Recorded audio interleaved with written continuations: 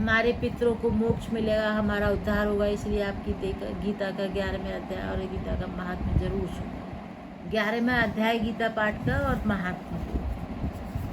तब ब्राह्मण ने कहा, अरे प्रेत, तू इस लड़के पर कृपा दृष्टि कर जो ये लड़का जी उठे और तुझे गीता जी के 11वें अध्याय का पाठ सुनाता हूँ, तू उसे श्रवण कर, इससे तेरा कल्याण हुआ। किंतु पहले अपने पूर्व जन्म की बात बता, तू किस कारण से प्रेत हुआ है। तब प्रेत बोला, मैं पूर्व जन्म में ब्राह्मण था। मैं एक गांव के बाहर हल जोता था। वहाँ एक दुर्बल ब्राह्मण आया था, खेत में गिर पड़ा, उसके अंगों से रुधिर निकला और एक चील ने उसका मांस नोच खाया। मैं देखता रहा। इतने में एक ब्राह्मण वहाँ आया। उसने देखा कि वह एक दुर्बल योगी ब्राह्मण पर वहाँ गिरा पड़ा है और चील नोच नोच कर उसका मांस खाती है। देखकर मुझे धिक्कारा, अरे ब्राह्मण, तू योगोपवीत धारण किए बैठा है और कर्म तेरे चांडाल कैसे हैं। हे निर्दयी, तेरे खेत में चील एक ब्राह्मण का मांस नोच नोच कर खा रही है। क्या तू अंधा है जो इसे छुड़ाता नहीं है। ये तीनों नरक को जाते हैं। एक तो किसी को चोर लूटता मारता हो वे, एक कोई उसे देखकर भाग जाए, दूसरा रोगी हो उसकी कोई खबर ना ले, और तीसरा अगर भूत छुड़ाना आता है तब भी उसका भूत ना छुड़ाए। यह तीनों पापी नरक जाते हैं। जो सब जीवों की सहायता और दया करते हैं तिनको अश्वमेध यज्ञ का फल प्राप्त होता है। सो मेरे हिसाब से तू प्रेत हो नहीं पाएगा। तब मैंने उसके चरण पकड़कर पूछा, मेरा उद्धार कैसे हुआ। तब ब्राह्मण ने कहा, जब कोई तुझे गीता जी के 11वें अध्याय का पाठ सुनावेगा। विप्र ने राजा की आज्ञा से गीता के 11वें अध्याय का पाठ किया और प्रेत पर जल छिड़का। उसने तत्काल प्रेत की योनि से छूटकर देही पाई। राजा का पुत्र उठकर जीवित हो गया। तो दोस्तों, गीता का 11वां अध्याय। अर्जुन ने भगवान श्री कृष्ण से कहा, प्रार्थना करते हुए बोले अर्जुन, हे प्रभु जी, आपने मुझे अपना गूढ़तम रहस्य सुनाया है, जिसे सुनने से आपकी कृपा से मेरा मोह दूर हो गया और संसार उपजना और प्रलय होना, यह सब मैंने विस्तार पूर्वक सुना है। हे कमल लोचन, आपकी अविनाशी आत्मा को महिमा को मैंने श्रवण किया है। हे पुरुषोत्तम, आपके अविनाशी आत्मा के साथ मेरी बड़ी प्रीति है। हे नाथ, हे प्रभु जी, अब मेरी विनती स्वीकार करके मुझे अपनी अविनाशी आत्मा के दर्शन कराइए। तो अर्जुन कह रहे हैं कि श्री कृष्ण जी, अब मुझे दर्शन करा दीजिए, मुझे आपसे बहुत प्रीति है, मैं आपकी शरण में आ गया हूँ। मुझे अपनी शरण में ले लो श्याम, मुझे अपनी शरण में ले लो श्याम। अब अर्जुन सोचते हैं कि श्री कृष्ण ये सोचेंगे, मैं क्यों लूँ, तूने ऐसा क्या किया है मुझे।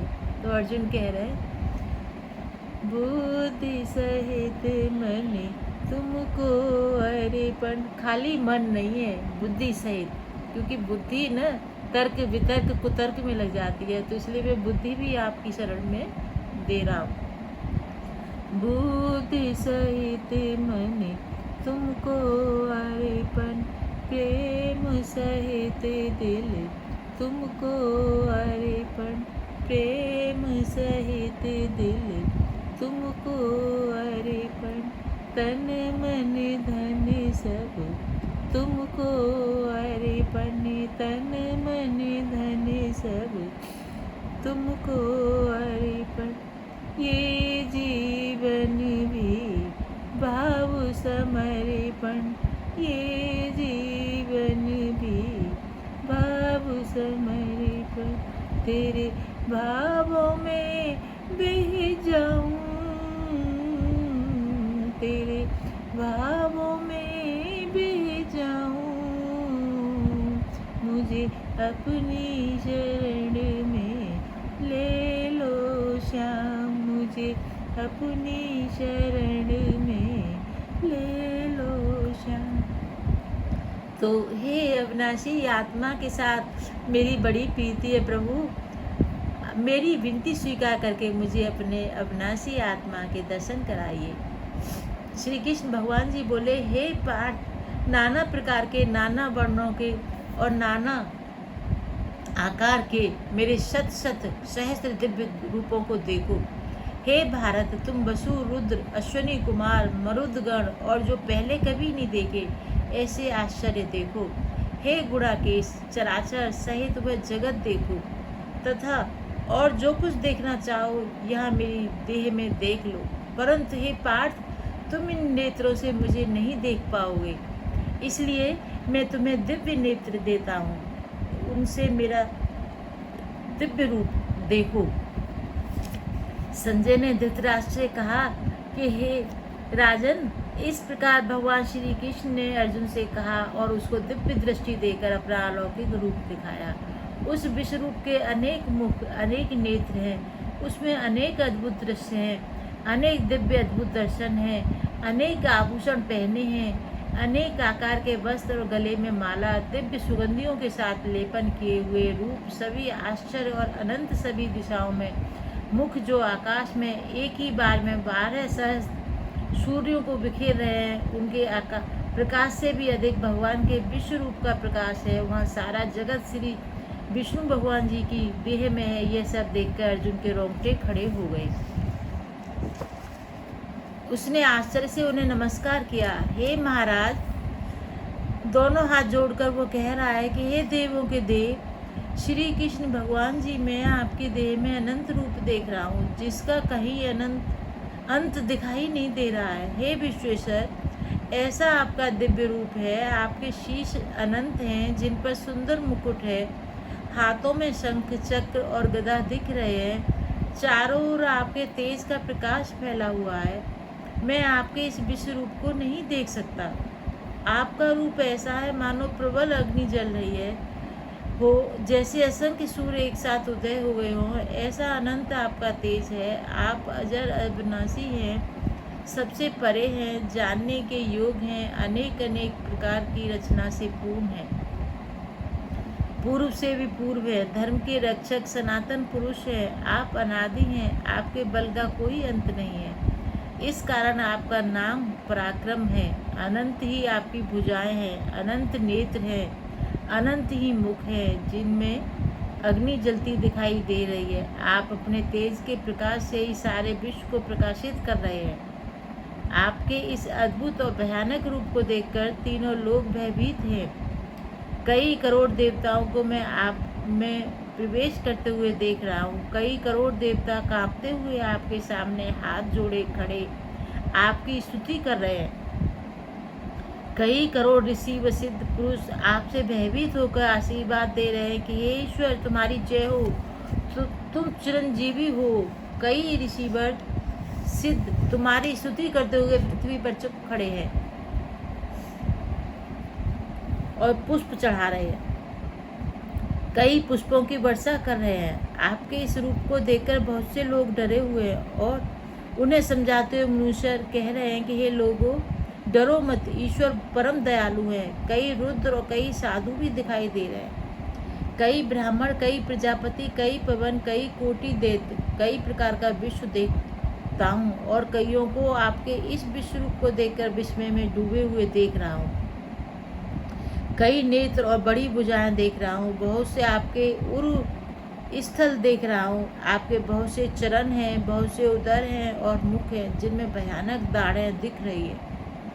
सभी इस रूप को देखकर बहुत डर गए। मैं भी डर रहा हूँ। हे प्रभु, आप आकाश को छू रहे हैं, जगह जगह कई सूर्य प्रकाश कर रहे हैं। आपके अनेक रंग हैं, अनेक नेत्र हैं, जिनमें महाप्रलय की अग्नि के पर्वत जलते दिख रहे हैं। हे प्रभु जी, ये भयानक रूप देखकर मेरी आत्मा बहुत डर गई है। मुझे अब धैर्य नहीं है। हे भगवान, अब बस करो, अब प्रसन्न हो। प्रभु जी, महाप्रलय की अग्नि समान आपके मुख में दाढ़ें देखता हूँ। अब तो मुझे दिशाओं का भी ज्ञान नहीं हो रहा। मुझे नहीं पता कि पूर्व कहाँ है और पश्चिम कहाँ है, शांति भी नहीं पता।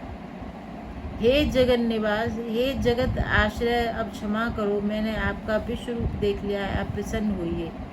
हे धृतराष्ट्र के पुत्रों की सेना के जो योद्धा हैं, राजे महाराजे हैं, इनमें मुख्य हैं भीष्म, द्रोणाचार्य व कर्ण। इन सभी को अग्नि से प्रज्वलित जैसे आपके मुख में पड़े देखता हूँ। भयानक जो आपके मुख में दाढ़ें हैं, सो कितनी योद्धाओं के सिर पर उन दाढ़ों में लटकते देखता हूँ। जैसे बड़े वेग से नदियाँ समुद्र की ओर बढ़ती हैं, उनमें जा विलीन होती हैं, इसी प्रकार मैं बहुत से योद्धाओं को आपके मुख की ओर बढ़ते हुए उनमें समाते हुए देखता हूँ। जैसे प्रलय की अग्नि में पतंगे उतावले होकर आप पढ़ते हैं, जैसे ही बड़े वेग के साथ योद्धा गिर रहे हैं जिन्हें आप सांसों से निगलते जा रहे हैं। महाअग्नि से भरे आपके जो मुख हैं, आप उनसे ही संसार को उपजाते हो। आप ही यह भयानक विश्व रूप धार कर सारे विश्व को भर रहे हो। हे देवों के देव, आपको नमस्कार है। बस आप प्रसन्न होइए। मैं आपका जो आदि अनंत देखना चाहता था वह नहीं देख सका।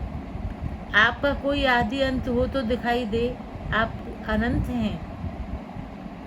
अर्जुन के वचनों को सुनकर श्री कृष्ण भगवान बोले, हे अर्जुन, इस समय इन योद्धाओं का काल रूप में ही हूँ। मैं संसार का नाश करने वाला उग्र काल हूँ। समस्त जनों का संहार करने के लिए आया हूँ। तुम्हारे युद्ध न करने पर भी ये योद्धा जीवित नहीं रह सकेंगे। अतएव तुम उठो, शत्रुओं का संहार कर यश को लेकर तुम इस महासमृद्धशाली राज्य का भोग करो। हे सर्व साचिन, इनको तो मैंने पहले ही मार रखा है। तुम केवल निमित्त हो जाओ। मेरे मारे हुए द्रोण, भीष्म, जयद्रथ, कर्ण और अन्य योद्धाओं को मारो। घबराओ मत, युद्ध करो। तुम इस संग्राम में शत्रुओं को जीतोगे। संजय ने कहा, हे महाराज, इस प्रकार श्री कृष्ण जी के वचनों को सुनकर मुकुटधारी अर्जुन हाथ जोड़कर कंपित और भयभीत हुए। साष्टांग प्रणाम कर नम्रता पूर्वक बोले, हे ऋषिकेश, आपके गुणगान करने से सब संसार प्रसन्न और प्रेम मग्न हो रहा है। राक्षस डरकर दिशाओं की ओर भागते हैं और सिद्ध पुरुष आपको नमस्कार करते हैं। सो ठीक है। हे महात्मन, हे अनंत, हे देवादिदेव, हे जगन निवास, आप ब्रह्म से भी श्रेष्ठ हो। आपको देवता क्यों न नमस्कार करें। व्यक्त भी आप हो, अव्यक्त भी आप हो, तथा इन दोनों से परे अक्षर भी आप हो। हे अनंत रूप, आप आदि देव हो, विश्व के परम आधार हो, ज्ञाता और ज्ञेय हो। शेष स्थान आप हो, विश्व का विस्तार करने वाले आप हो। आप वायु, यम, अग्नि, वरुण, चंद्र, ब्रह्म और ब्रह्मा जी के भी पिता हो। आपको नमस्कार है। बार बार आप ही को नमस्कार है। हे सर्वस्वरूप, आप अनंत वीरवान तथा अतुल पराक्रमी हो। आप जगत में व्याप्त हो, इसलिए विश्व रूप हो। आपकी महिमा को न जानते हुए तुम्हें अपना मित्र मानकर, हे कृष्ण, हे सखा, जो तिरस्कार से कहा, जो प्रमाद से अथवा स्नेह से कहा, तो मैं उन सभी बोलों की क्षमा मांगता हूँ। जो परिहास के लिए विहार, सोने, बैठने और भोजन के समय अकेले में अथवा मित्रों के मध्य तुम्हारा अपमान किया है, उसके लिए आप मुझे क्षमा करें। आप स्थावर जंगम रूप लोक के पिता, पूज्य और महान गुरु हो। त्रिलोकी में भी तुम्हारे सामने कोई नहीं है। तुमसे अधिक अतुल प्रभाव कहाँ से होगा। इसलिए हे ईश्वर, तुम्हें सिर झुकाकर प्रणाम करके यही प्रार्थना करता हूँ कि मुझे पर कृपा करो। जैसे पिता पुत्र के, मित्र मित्र के और प्रिया के अपराधों को क्षमा करता है, वैसे तुम मेरे अपराधों को क्षमा करो। हे देव, जो पहले कभी नहीं देखा ऐसा आपका रूप देखकर मैं अति प्रसन्न हूँ और भय से मेरा मन व्याकुल है। इसलिए वही पहला रूप मुझको दिखाओ। देवेश में फिर आपको वह किरीट, गदा और हाथ में चक्र धारण किए हुए देखना चाहता हूँ। हे श्री कृष्ण, भगवान ने कहा, हे अर्जुन, मैंने प्रसन्न होकर तेज में अनंत आदि विश्व रूप अपने योग के प्रभाव से तुमको दिखलाया है। तुम्हारे अतिरिक्त इससे पहले किसी ने नहीं देखा था। हे पांडवों में श्रेष्ठ, मनुष्य लोक में तुम्हारे सिवा कोई वेदों के अध्ययन, दान, अग्निहोत्रादिक और घोर तपों को करके भी यह रूप धारण किए मुझको नहीं दिख सकता। मेरा ऐसा भयानक रूप देख तुम व्याकुल और मूढ़ ना हो। भय त्याग कर प्रसन्नचित होकर फिर तुम मेरा वही रूप देखो। संजय ने कहा, श्री कृष्ण जी ने वही अपना चतुर्भुजी रूप दिखलाया और सौम्य रूप धारण कर लिया। उस महात्मा ने अर्जुन को, जो कि भयभीत था, धीरज बंधाया। अर्जुन ने कहा, हे जनार्दन, आपके इस सौम्य दिव्य मंगल रूप को देखकर अब मैं प्रसन्नचित हो स्वस्थता को प्राप्त हुआ हूँ। श्री कृष्ण जी बोले, हे अर्जुन, मेरा यह विश्व रूप तुमने देखा है। ऐसा रूप को वेदाध्यान, तप, दान व यज्ञादिक कर्म द्वारा देखना भी असंभव है। हे अर्जुन, हे परंतप, मेरा जो विश्व रूप है इसको मनुष्य अनंत भक्ति द्वारा जान सकते हैं और तत्व ज्ञान द्वारा इसमें लीन हो सकते हैं। हे अर्जुन, जो कोई मनुष्य मेरी ही भक्ति के लिए कर्म करते हैं, मुझको ही सर्वोत्तम मानते हैं, मुझ में ही भक्ति रखते हैं, सब सांसारिक सुखों से मुख मोड़ चुके हैं, संपूर्ण प्राणी से बैर त्याग चुके हैं, वे ही मुझको प्राप्त हो सकते हैं। हे अर्जुन, जैसे तूने मुझे पाया है वैसे किसी ने नहीं पाया, क्योंकि तू मेरा अनन्य भक्त है। मेरे बिना तू किसी का भजन नहीं करता, इसी कारण तूने मेरा यह रूप देखा है। इन नेत्रों से भी मैं और ज्ञान नेत्रों से भी प्रेम से तूने मुझे पाया है। मैं तेरे अधीन हूँ, तू मुझे पा लिया तूने और मैंने तुझे, तूने मुझे पा लिया और मैंने तुझे पा लिया। हे पांडुनंदन, अब जो तुझको करना उचित है वह सुन। परम प्रीति से मेरी पूजा कर, हर सांस में मेरा नाम का स्मरण कर। इस प्रकार मेरा भक्त हो, संसार के लोगों के साथ प्रीति न कर, सब भूत प्राणियों से निर्वैर हो। जब ऐसा होगा तब तू मुझे प्राप्त होगा, यह निश्चित जान। इति श्रीमद्भगवद्गीता निषदसु ब्रह्म विद्यायाम योग शास्त्रे श्री कृष्ण अर्जुन संवादे विश्वरूप दर्शन योगो नामैकादशो अध्याय। 11वें अध्याय का महात्म। दोस्तों, श्री नारायण जी बोले, हे लक्ष्मी, अब 11वें अध्याय का महात्म सुनो। तुंगभद्र नामक नगर था जिसके राजा का नाम सुखानंद था। वह श्री लक्ष्मी नारायण की बहुत सेवा किया करता था। वहाँ एक बड़ा विद्वान ब्राह्मण रहता था। वह ब्राह्मण नित्य गीता जी के 11वें अध्याय का पाठ करता था और राजा भी वहाँ नित्य लक्ष्मी नारायण जी की सेवा करता था। ऐसा करते करते बहुत समय बीत गया। एक दिन राजा घर को गया। उस दिन अतीत देशांतर फिरते फिरते नगर में आए। अतीतों ने राजा से कोई जगह मांगी। राजा ने बड़ी हवेली खुलवा दी। जहाँ अतिथि उतरे, राजा ने सीधा दिया। रसोई कर अतीत बड़े प्रसन्न हुए। राजा उनके दर्शन को गया। राजा का बेटा भी साथ था। राजा महंत के साथ बातचीत करने लगा। राजा का पुत्र खेलने लगा। वहाँ एक प्रेत रहता था। उस प्रेत ने राजा के पुत्र को मार दिया। चाकरों ने राजा को खबर करी। राजा यद्यपि सेवा करता था, कथा सेवा करता था, परंतु पुत्र के मुंह में राजा के मन में दुर्बुद्धि आ गई। राजा बोला, हे संत जी, आपका दर्शन हमको बहुत फला है। एक पुत्र था, सो प्रेत ने मार दिया। अब तब ब्राह्मण ने कहा, हे राजा, चलो देखो कहाँ है तेरा पुत्र। राजा ब्राह्मण महंत भी वहाँ आए जहाँ को राजकुमार मरा पड़ा था। तब ब्राह्मण ने कहा, अरे प्रेत, तू इस लड़के पर कृपा दृष्टि कर जो ये लड़का जी उठे और मैं तुझे गीता जी के 11वें अध्याय का पाठ सुनाता हूँ। तू उसे श्रवण कर, इससे तेरा कल्याण होगा। किंतु पहले अपने पूर्व जन्म की बात बता कि तू किस कारण से प्रेत हुआ। तब प्रेत बोला, मैं पूर्व जन्म में ब्राह्मण था। मैं गांव के बाहर हल जोतता था। वहाँ एक दुर्बल ब्राह्मण आया था जो खेत में गिर पड़ा। उसके अंगों से रुधिर निकला और एक चील ने उसका मांस नोच खाया। मैं बैठा देखता रहा। इतने में एक ब्राह्मण वहाँ आया। उसने देखा कि एक दुर्बल रोगी ब्राह्मण वहाँ पर गिरा पड़ा है और चील नोच नोच कर उसका मांस खाती है। यह देखकर उसने मुझे धिक्कारा। अरे ब्राह्मण, तू यज्ञोपवीत धारण किए बैठा है और कर्म तेरे चांडाल कैसे हैं। निर्दयी, तेरे खेत में चील एक ब्राह्मण का मांस नोच नोच कर खा रही है। क्या तू अंधा है जो इसे छुड़ाता नहीं। यह तीनों नरक को जाते हैं। एक तो किसी को चोर लूटता मारता होवे और जो साक्षी होकर भाग जावे। दूसरा रोगी हो जिसकी खबर ना लेवे। तीसरा किसी को भूत लगा हो और छुड़ाना जानता हो, छुड़ावे नहीं। यह तीनों पापी नरक को जाते हैं। और जो सब जीवों की सहायता और दया करते हैं तिनको अश्वमेध यज्ञ का फल प्राप्त होता है। सो मेरे हिसाब से तू प्रेत हो नहीं पावेगा। तब मैंने उसके चरण पकड़कर पूछा कि मेरा उद्धार कैसे होगा। तब ब्राह्मण ने कहा कि जब कोई तुझे गीता जी के 11वें अध्याय का पाठ सुनावेगा। विप्र ने राजा की आज्ञा से गीता के 11वें अध्याय का पाठ किया और प्रेत पर जल छिड़का। उसने तत्काल प्रेत की योनि से छूटकर देवदेही पाई। राजा का पुत्र उठकर जीवित हो गया। बोलो सच्चिदानंद भगवान की जय।